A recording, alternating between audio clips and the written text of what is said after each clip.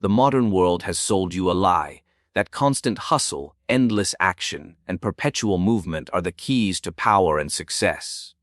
But I, Machiavelli, understood centuries ago what few dare to admit: the prince who moves too often reveals his weaknesses, while he who restrains himself controls the chessboard. In this video, you will discover the 6 principles of strategic restraint that transform less action into maximum gain, and why your enemy's greatest weapon is your own impatience. In every court I have studied, and in every empire that has ever risen to greatness, one principle remains constant: power is most admired when it is least displayed. The more a man speaks, the less his words are valued. The more he acts, the more his movements become predictable. True power lies not in expression, but in restraint. When you speak less, you begin to occupy a strange and magnetic position in people's minds. They begin to project meaning onto your silence. They imagine that you are thinking deeply, planning something far greater than they can comprehend, and in that imagination they make you powerful. Because human beings fear the unknown. What they cannot measure, they mythologize. Look around you. The loudest people rarely hold the most influence. Their energy burns fast. Their noise fills the air for a moment, then fades. But the one who listens, who speaks only when necessary, who chooses his words like a surgeon chooses his tools, that one gains an aura that cannot be manufactured. His silence becomes his weapon. His calm becomes his signal of control. The art of restraint is not the act of doing nothing. It is the mastery of self. It is the ability to sit in silence when every part of you wants to react. It is the strength to hold your tongue when you could easily dominate the room with words. It is knowing that your silence can do more damage than your anger ever could. Because people will fill that silence with their own insecurities, their own interpretations, their own fears. The less you reveal, the more they imagine. And what they imagine is almost always greater than what you truly are. This is the hidden power of mystery. It makes people chase understanding that they can never fully reach. They keep observing you, analyzing you, trying to decode what drives you. But the more they look, the more uncertain they become. Restraint is the root of fascination. Think of those who have captivated history, from emperors to generals, philosophers to spies. All of them carried a quiet power. They did not shout their dominance, they made others feel it. Julius Caesar would pause before every answer. Leonardo da Vinci was known for long silences between thoughts. They understood that mystery was the oxygen of authority. In conversation, when you speak less, you force others to reveal more. They rush to fill the void you create. They expose their motives, their weaknesses, their vanity. You, in your stillness, remain unreadable, and that unreadability becomes your strength. You are no longer just a participant, you are an observer with control. And those who control perception control reality. But restraint is more than silence. It is emotional discipline. The ability to conceal what you feel without appearing cold. The ability to delay gratification, to wait for the perfect moment to speak, to act, to strike. The powerful man knows that time itself bends for those who wait long enough. Every movement he makes seems intentional because he makes so few. The weak man seeks validation through constant motion. He wants to be seen, heard, and acknowledged. But the powerful man seeks only influence. He knows that the more he withholds, the more value he creates. His distance becomes his desirability. His calmness becomes a mark of superiority. And in the minds of others, he grows into something larger than life. You must learn to master the tension of inaction. When others rush, you must appear still. When others speak, you must listen. When others reveal their hearts, you must guard yours behind a wall of mystery. In this way, you become the mirror of their insecurity, the one they can never fully read, the one they can never predict.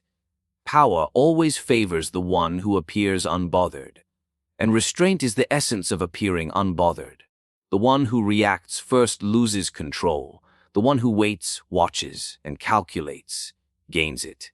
To restrain yourself is to force the world to move around you, to make others dance to the rhythm of your stillness. There is no charm greater than that of the man who holds back. Because restraint radiates confidence. It tells the world, I have nothing to prove. It separates the ordinary from the sovereign. And once you begin to master this principle, once you learn to move less, speak less, and reveal less, you will notice something remarkable. People will start to orbit you differently. They will lean in when you finally speak. They will hesitate before crossing you. They will seek your approval without you ever asking for it. In this world, mystery is not an accident. It is a weapon, and restraint is how you forge it. To be powerful, you must make others feel your presence even in your absence, your dominance even in your silence, and your strength even in your stillness. There is a strange tragedy among ambitious men. They mistake effort for importance. They believe that if they show how hard they work, if they push themselves endlessly, if they chase every opportunity and seek every approval, the world will reward them with power. But in truth, the world does not reward effort. It rewards control. The more you chase, the less you are seen as powerful. The harder you try to impress, the more desperate you appear. And desperation is the scent that repels respect. You must understand that power is not about being busy. It is about being in demand. A powerful person never looks like he needs anything. He moves through life with the calm certainty that opportunities will come to him. When others see this calm, they begin to believe it too. They interpret it as confidence, superiority, mastery. But the one who constantly tries, constantly explains, constantly pleads for recognition, exposes the most dangerous weakness of all, neediness. Desperation makes others feel that you have no value outside their approval. It tells them you depend on them for validation, and once you give that impression, they begin to pull away. They stop respecting your boundaries, your words, your worth. You become another voice in the crowd, another worker seeking attention, another soldier marching without purpose. Power is not earned through exhaustion, it is maintained through perception. The one who looks content even when he wants more, that one is feared. I have seen men in courts and councils speak endlessly, trying to prove their wisdom. They flood the room with words, hoping to sound intelligent. Yet the wise prince, who says little, is remembered as a man of depth. When you over-explain, you strip away your mystery. When you overwork, you strip away your aura. When you overreach, you announce to the world that you lack what you are trying to gain. Every excess movement whispers, I am not enough. The powerful know how to disguise hunger as indifference. They desire deeply, but they never show it. They want success, but they never chase it. They let others believe that power comes to them naturally, that influence seeks them, not the other way around. And in doing so, they attract what others chase in vain. The less you appear to need, the more people want to give. The less you beg to be chosen, the more others seek your approval. This is the paradox of power. What you pursue runs away, what you ignore begins to follow. Excess effort also exposes your lack of control. It shows you are ruled by anxiety, not strategy. People who constantly try to prove themselves are not feared, they are pitied. They are seen as restless souls who have not yet found their place. But the calm man, the restrained man, the one who moves deliberately, he gives the impression of knowing something others do not. His composure becomes an unspoken authority. People trust his stillness more than they trust the other man's noise. You must learn to make your movements expensive. Every word, every gesture, every decision must seem costly, not in money, but in meaning. When you act sparingly, people assume every act carries weight. When you work silently, they assume your silence hides great plans. And when you finally choose to reveal your intent, the world listens. Because you have built suspense through your restraint. The desperate man announces himself too early. He gives away his plan before it matures. He tries to convince others before he has convinced himself, and because he cannot wait, his effort betrays him.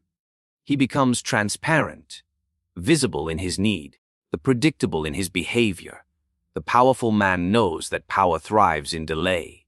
He does not rush to prove his worth.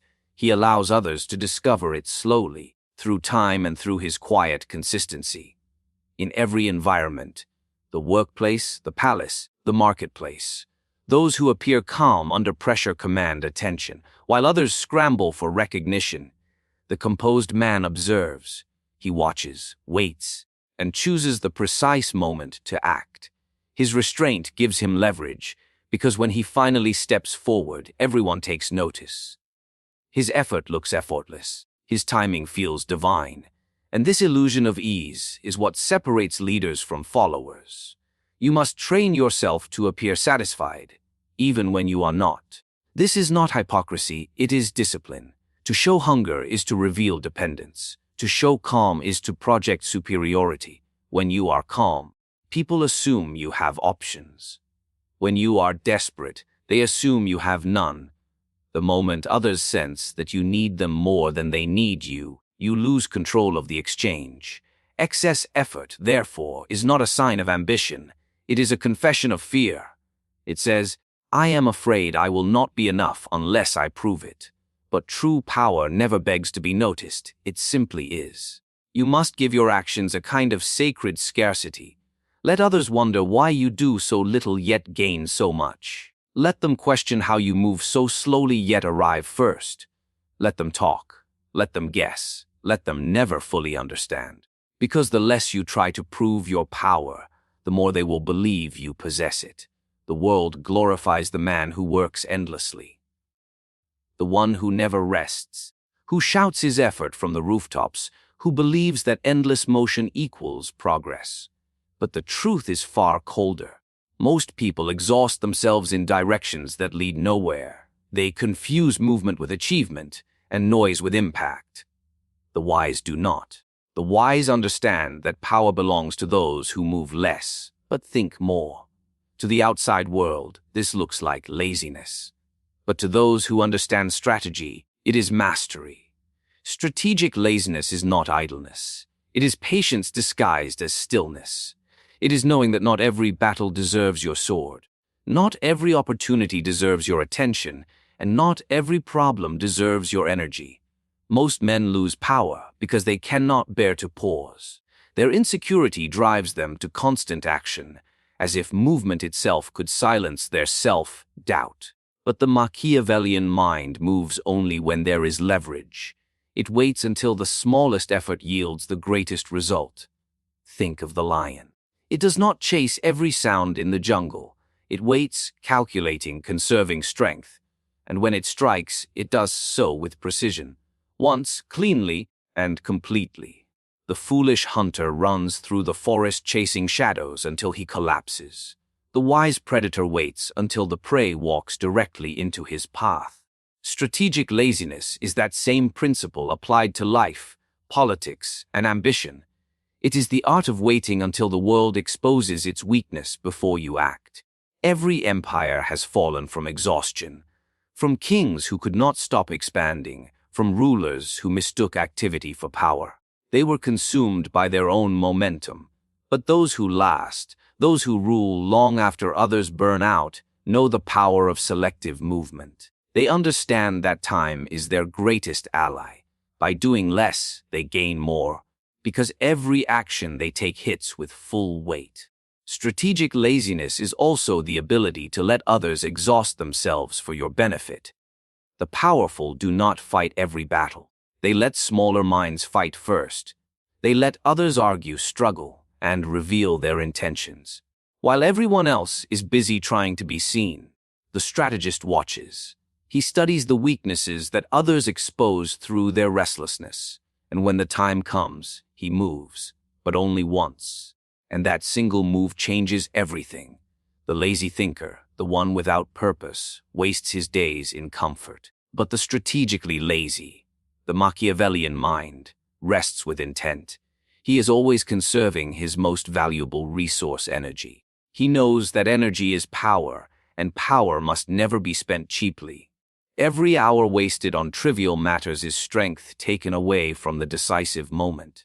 To control your energy is to control your influence. You must learn to observe before you act. Watch how others scramble to fix what they broke through impatience. Watch how they waste their time trying to look busy while you remain still, calculating. There is great psychological power in the man who seems unhurried. He unnerves others. They interpret his calm as confidence, his silence as superiority. They begin to believe he knows something they do not, and soon they start following his rhythm. The lazy man in appearance is often the genius in disguise, because he knows that the mind is sharper when not enslaved by constant motion. He works not more, but smarter.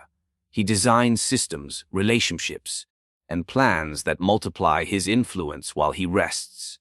He allows others to carry his weight while he focuses on direction. The powerful do not rush into tasks, they orchestrate them. They make others believe that doing the work was their own idea. Strategic laziness demands that you master one rare virtue: discipline in patience. The discipline to not jump at every opportunity, to not respond to every attack, to not prove yourself every time you're challenged. It takes strength to wait. The impatient man acts because he cannot bear uncertainty. The strategist waits because he understands that uncertainty exposes others before it touches him. Inaction is not fear. It is observation. It is the art of forcing others to make the first mistake. You must begin to see your energy as currency. Every time you react, you spend it. Every time you argue, you lose it.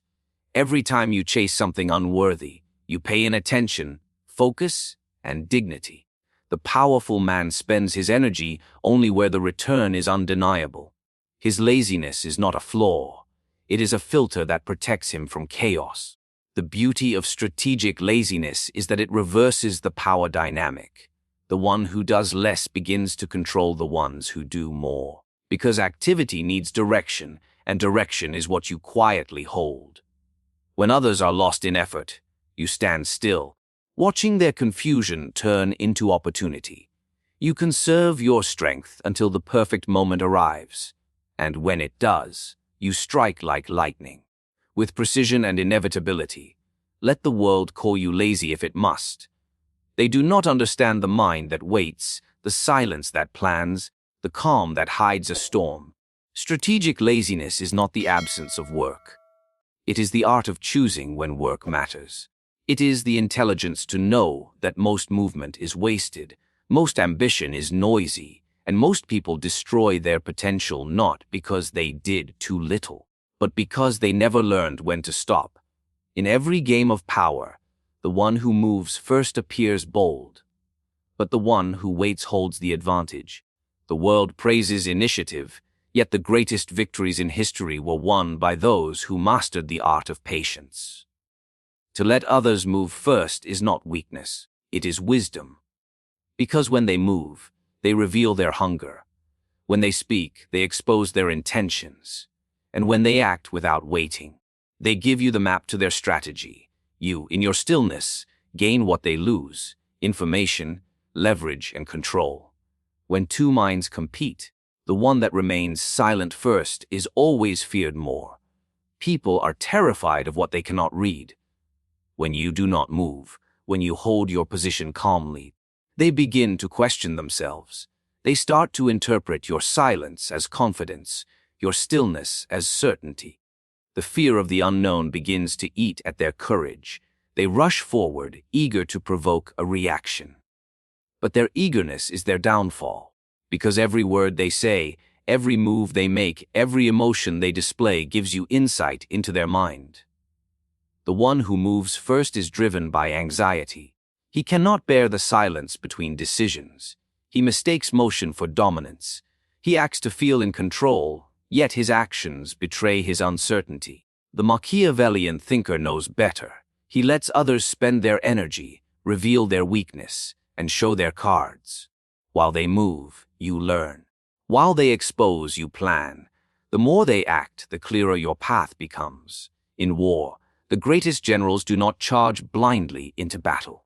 They provoke their enemies into making the first move, because the first move exposes formation, emotion, and intention. The one who reacts second reacts with precision. The same applies in human relations. In conversation, let others speak first. They will tell you what matters to them, what fears guide them, what they crave most.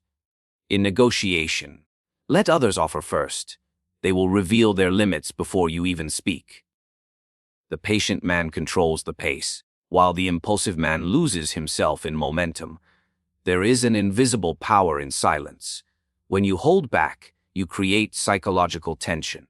The other person feels your restraint like a wall pressing against them. They want to break it, to see what lies behind it. And in their attempt to break it, they surrender their balance. You can watch them unravel calmly and quietly as they dig their own grave.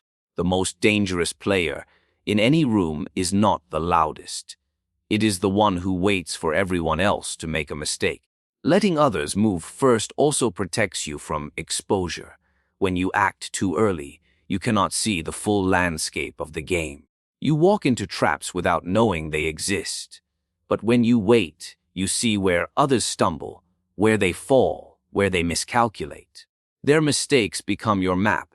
You advance only when the terrain is clear, when your path is sure. That is not hesitation, that is intelligent timing. You must learn to be comfortable in the tension of delay. The weak grow restless in silence. They rush to fill the void with movement. But the strong know that silence is the birthplace of clarity. Every moment you wait, the other side reveals a little more of themselves. Their fears, their limits, their impulses, all become visible to you. They think they are gaining ground, but they are only showing you where to strike. This principle applies to every form of dominance. In arguments, wait for the other person to overextend. Let them reveal their emotions first, because emotion is the enemy of logic. Once they speak in anger, they lose credibility. You, calm and composed, remain untouchable. In competition, let others rush toward the finish line. Most will burn out before they get there. You conserve your energy, and when the time is right, you move. Not fast, but decisively. Power belongs to the observer, not the actor. The actor burns quickly, consumed by his own need for recognition. The observer grows colder, smarter, sharper. By letting others move first, you force them to become predictable. And predictability is a form of surrender. Once you can predict a man, you can control him. You can anticipate his decisions, manipulate his reactions, and guide his fate without him ever realizing it. The patient strategist does not chase opportunities. He creates them through inaction. When others are busy reacting, he is busy calculating. He knows that the first strike may look glorious, but the last strike decides the outcome. To act too early is to act without knowledge. To wait is to act with foresight. Every second of stillness builds pressure. Every pause strengthens your advantage. Let the world race forward, and when they tire, when they falter, when they think the battle is over, that is when you step out of the shadows, calm, prepared, and inevitable. The greatest weakness of men is not ignorance, but attachment. They become tied to emotions, people, and situations that strip them of control. They love too quickly, hate too easily, and take everything too personally. And once emotion grips them, logic dies. A man ruled by feeling cannot think strategically. He becomes predictable, reactive, and fragile. A pawn in a game he no longer understands. But detachment is the art of remaining calm while the world burns. It is the secret weapon of those who rule, not just people, but themselves. To be detached does not mean to be heartless. It means to see clearly. It means to stand above your emotions, not beneath them. When you are detached, you observe the situation without being consumed by it. You understand that most things are temporary, that people will betray, circumstances will shift, and admiration will fade. But the one who stays calm through all of it, the one who does not break when others lose themselves in passion, becomes unshakable. I have seen powerful men crumble because they could not detach from their desires. They became addicted to being liked, feared, admired. They mistook emotional validation for real power, and when that validation was taken away, they lost their balance. The truly powerful man never allows his peace to depend on others. His emotions serve him. He does not serve them. Detachment allows you to think while others react. When everyone else is drowning in panic, you remain on the shore, watching the tides. You do not rush into the storm, you wait for it to pass, and when it does, you walk calmly among the wreckage, collecting what remains. The detached mind sees what others miss, patterns, weaknesses, and opportunities hidden beneath chaos, because emotion blinds, but detachment sharpens. Most people act not because they choose to, but because they feel they must. Anger forces them to respond. Fear forces them to submit. Love forces them to chase. They are slaves to impulse. But detachment frees you from this prison.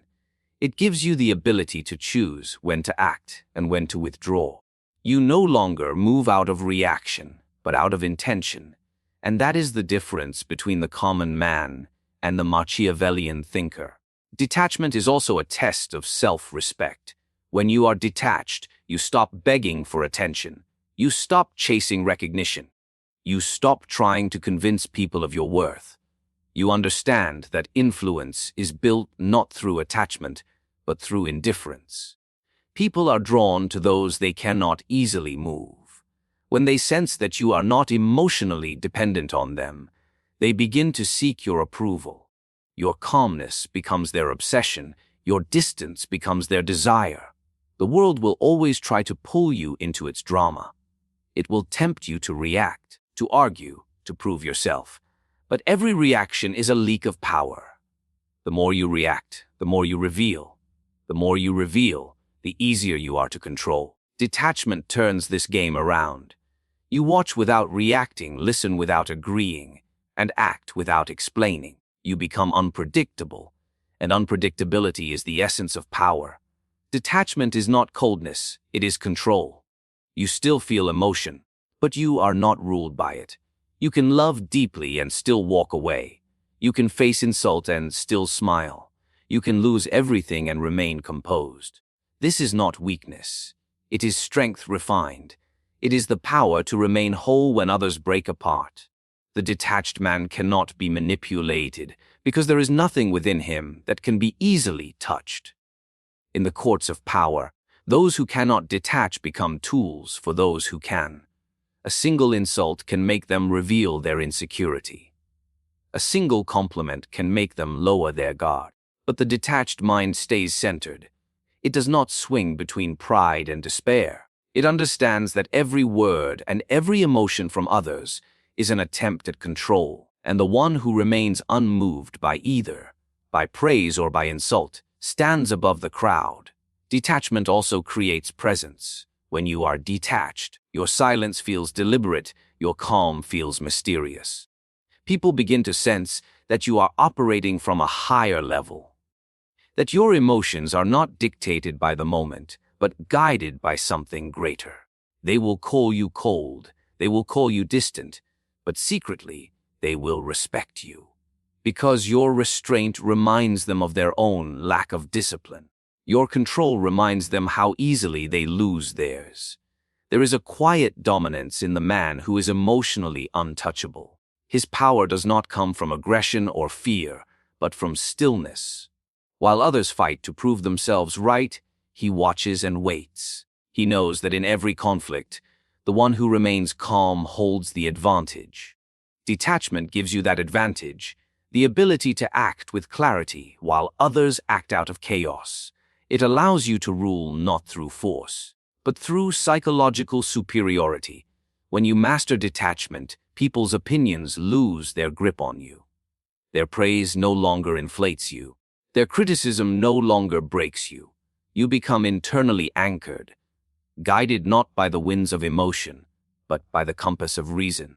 You stop reacting to life and begin directing it. And in a world ruled by passion, the one who can stay detached stands like a mountain, silent, unmoved. and unshakably powerful.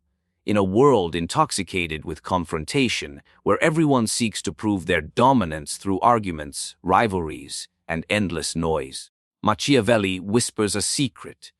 The most powerful victories are the ones achieved without a single battle.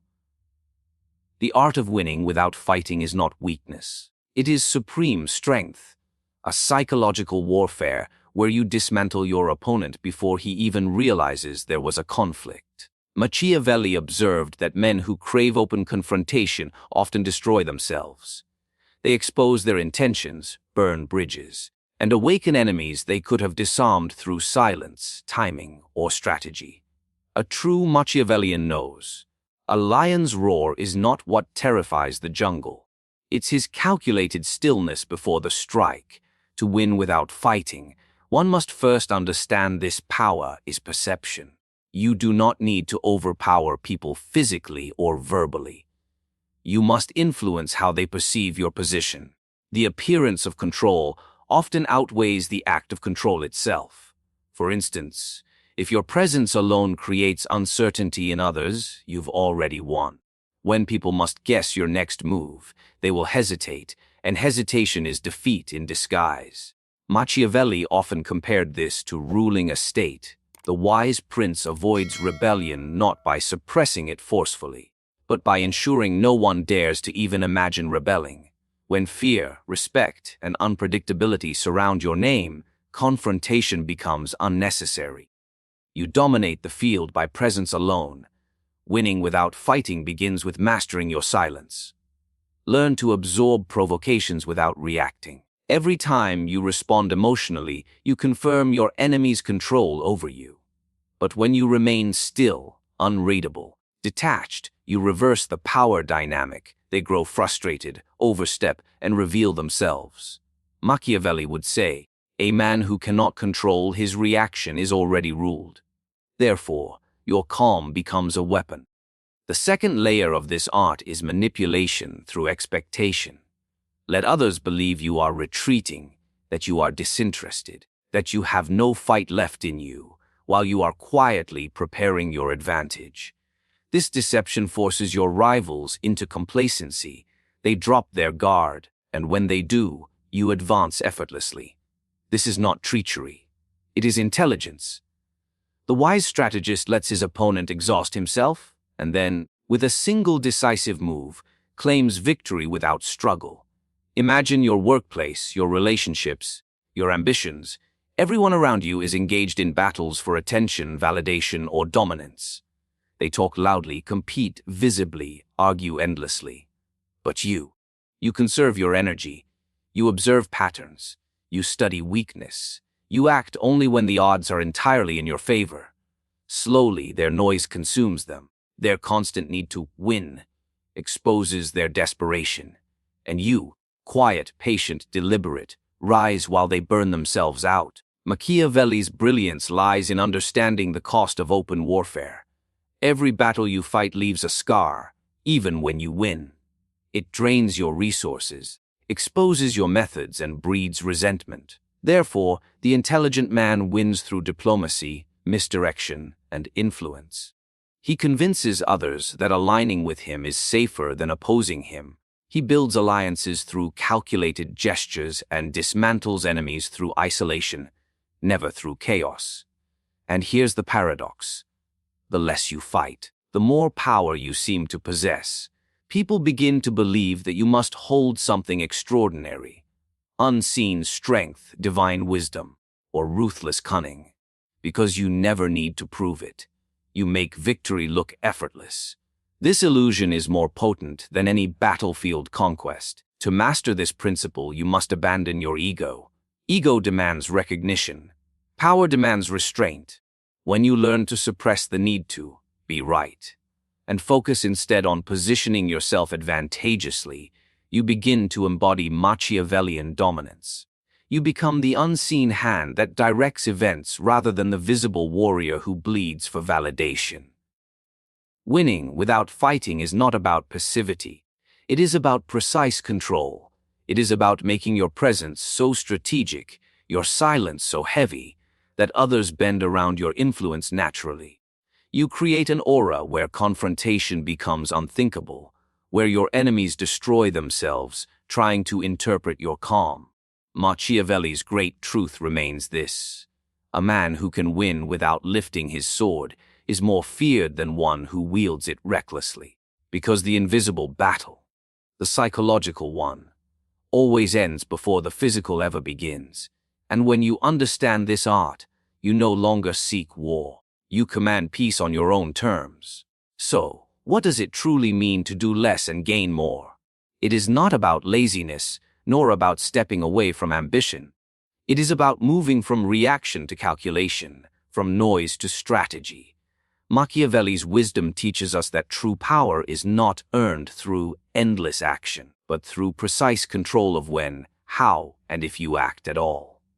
The modern man exhausts himself proving his worth, chasing validation, showing effort, while the Machiavellian mind conserves its energy, observes the battlefield, and strikes only when the outcome is certain. He does not seek to be everywhere, he seeks to be unforgettable where it matters. In this philosophy, restraint becomes the highest expression of intelligence. You begin to understand that the world rewards not those who do the most, but those who move with the greatest intent. Power, respect, and influence follow those who appear calm amidst chaos, disciplined amidst distraction, and patient amidst panic. Doing less allows you to gain more, because every move you make carries weight. Every silence you choose becomes a message. Every absence increases your value. Machiavelli would tell you, the wise man governs not through motion, but through meaning. So remember, your strength lies not in constant effort, but in controlled mastery. Withdraw from the noise. Act with purpose. Let others run in circles while you move once, decisively, and change the entire game. That is the Machiavellian way, the art of gaining everything, by doing less than anyone dares to imagine.